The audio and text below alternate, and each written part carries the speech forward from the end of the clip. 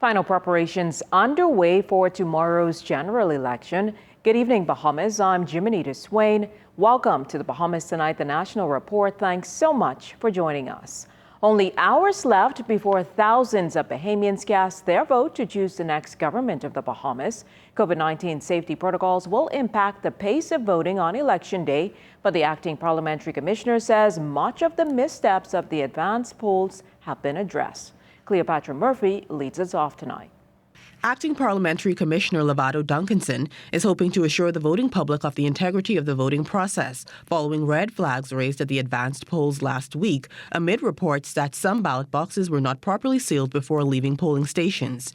He insists it will not be a problem on Election Day. That is something that we are stressing as we continue towards the general election, that those ballots, the ballot boxes that is, and the envelope that contains the ballots are sealed. Concerns were also raised about the transportation of ballot boxes from polling stations, which Duncanson says will continue to be escorted by police in sight of representatives from political parties. They're scheduled to be, as on last week, the busing services, where the returning officer, along with those ballots, will be escorted by police officers to the Royal Bahamas Police Force compound.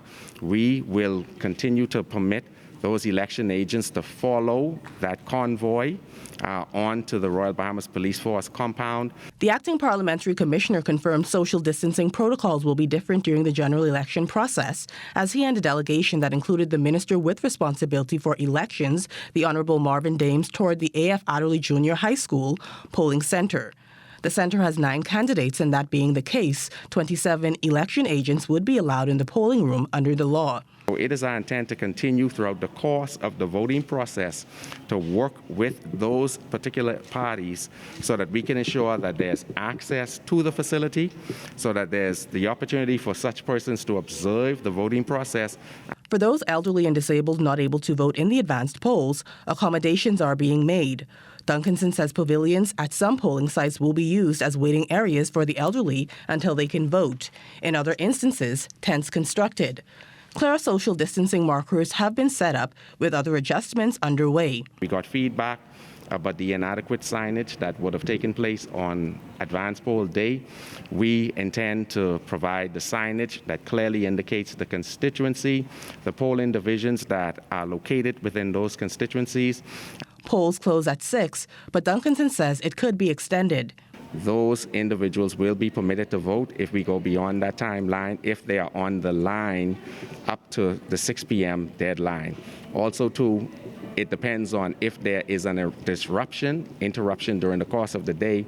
Such things would put us in a position to make a determination along those lines. The Minister of National Security says he was briefed on the needed changes in advance. It's clear that they would have made some significant adjustments from the advanced polls, and that's what it's all about.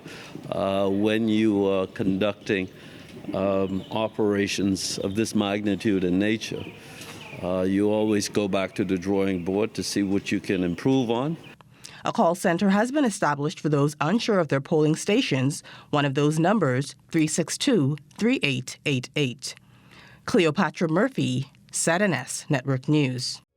If you missed anything, we've got you covered. Subscribe to our ZNS Network YouTube channel and follow us on our social media platforms, Facebook, Instagram, and Twitter, for breaking news, live event coverage, web exclusives, and much more.